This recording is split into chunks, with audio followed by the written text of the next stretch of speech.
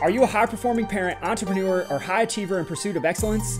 Welcome to The Nexus Podcast, a podcast custom-tailored for families like ours, driven, affluent, and eager to lead extraordinary lives. From rockstar stay-at-home moms to high-producing CEOs, we choose to model success for everyone we are surrounded by. We prioritize health over sickness, embrace a vitalistic lifestyle, and seek to tap into the limitless potential that God has bestowed upon us. I'm Dr. Daniel Kimbley, your host, and on this podcast, we'll uncover the secrets to living a fulfilling and abundant life, where you and your loved ones can thrive physically, mentally, and spiritually.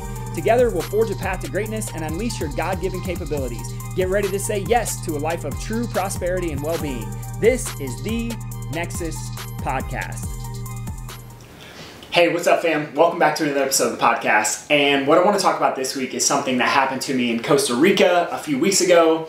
And it's so interesting. So part of our trip, we're staying in the jungle. Now, when I say the jungle, it's interesting there because the jungle literally butts right up to the beach. And so even though we're in the jungle on top of this mountain, it's like a 6-minute drive down the mountain and we could be at the beach. And this is completely untouched. Like there's no development, there's no restaurants, there's no grocery stores, there's no gas stations. The closest stuff is like 20 minutes away. And so we're kind of in this remote place, and there's some people who live on the mountain, but nothing crazy.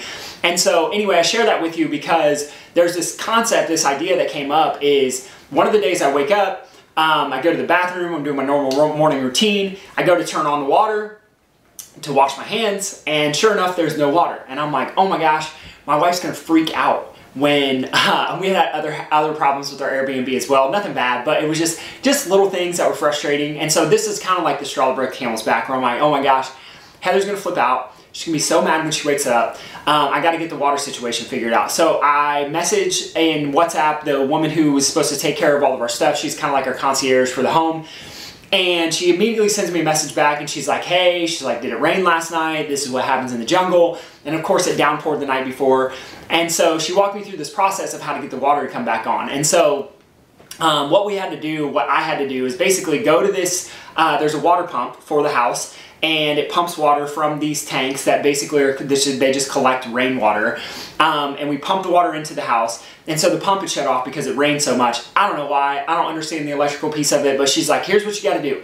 You got to go outside. There's this box. There's this like little thing that I had to crawl into. I get under it. She's like, first, you got to turn off the breaker. Then you push the power button. Then you turn the breaker back on. Then you push the power button again. So I do exactly the process. And she sent me in a video, so I knew exactly what to do. I'm like, okay, cool. I got this. So confident I can do it. So I go in, turn off the power, push the power button, turn back the power, push the power button again. Nothing happens. And I'm like, great. So I'm like, okay, now I'm just going to push the button a bunch of times. So I start doing a bunch of stuff. And I'm like, dude, why is this not working? So I have this moment where the pump starts to kick on and then it stops. And that confused me just a little bit. And I know enough about electricity is like, maybe there's some kind of connection somewhere. And again, like, I'm not an electrician. I'm not a master craftsman, tradesman. Like, I'm a little bit handy. And so what I did, instead of just giving up and doing nothing, is I just grabbed, there's like a bundle of wires behind where this little box is. And I just grabbed the wires and I just kind of jiggled them a little bit. And I kid you not, immediately the pump turns on and it starts working. And I'm like, oh my gosh, totally just fixed it. And so, like, while that sounds crazy, that just jiggling a bunch of wires, just a tiny little bit could work, it did. And so here's the message that I want to share with you today, is in all of that craziness, all the stuff that happened in Costa Rica, of us not having water for the morning, is doing that, just jiggling the wires, was doing something. And what I see with most people is that they just don't do anything. And then they wonder why their lives don't change. And I talk to so many people who are like, oh, I wish I could do what you do, or I wish I could have this, or I wish I could have that, or oh, it must be so nice. But I'm like, the reality is you don't do anything. Like, it just takes doing something. And in church, you know, our pastors talked about this a couple weeks ago, is there's a piece of life that is being able to listen and hear the voice of God. Being able to hear what the Holy Spirit tells you to do. Hearing doesn't equate to actually doing. You still have to take action on the things that you're told to do. And until you do, you'll have the same challenge over and over and over and over again inside your life. And I see this in so many places. Like, I could have had the challenge where I'm like, you know what, I'm just going to give up. I tried one time, it didn't work.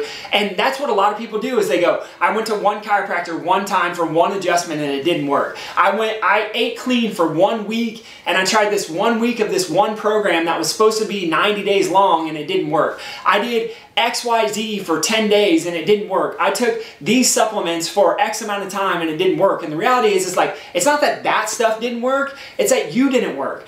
And it's not like, this is coming from a loving place, because this is ultimately what I care about, is I want to see people thrive.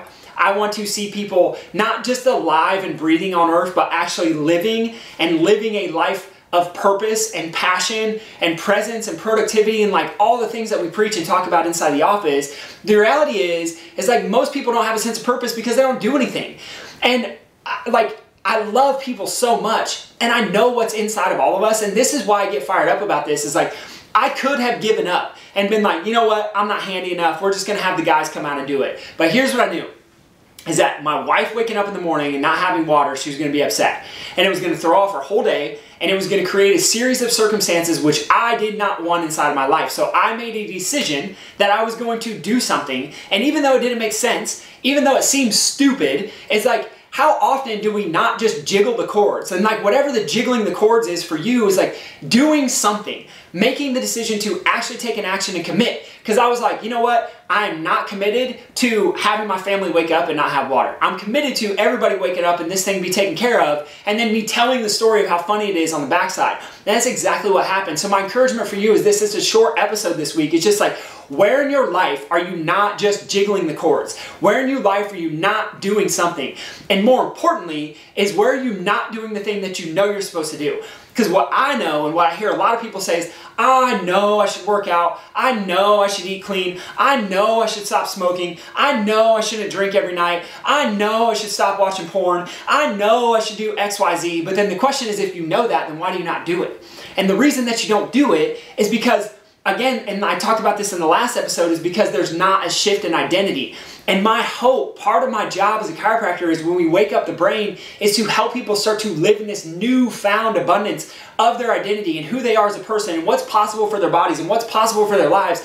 And I know what's possible for you inside of your life because I've seen it in what's possible inside of my life. And I'm telling you, like, I'm not special. I came from some dark, dark stuff and some dark, dark places. I've done a lot of work to get here. And my encouragement for you is like, we all have the exact same potential inside of us. We all have the same ability to be successful. We all have the same ability to be healthy. We all have the same ability to be happy. Like, it's already programmed within us, but we can't do it inside of a stressed out state. So my friends, where for you are you not jiggling the cords? And my encouragement is just like, just reach back there and jiggle the cords and do something and watch how good it feels when you start to see results inside your life because you chose to take action instead of not taking action. This is the best word of advice I could give you for this week. My friends, I love you. I know I'm getting passionate about it. This is not meant to call anybody out. It's literally just because I want to see more people thrive. I want to see more people living a life of purpose versus just being alive and breathing and using oxygen. And I love you so, so much. I will come at you again next week. Peace.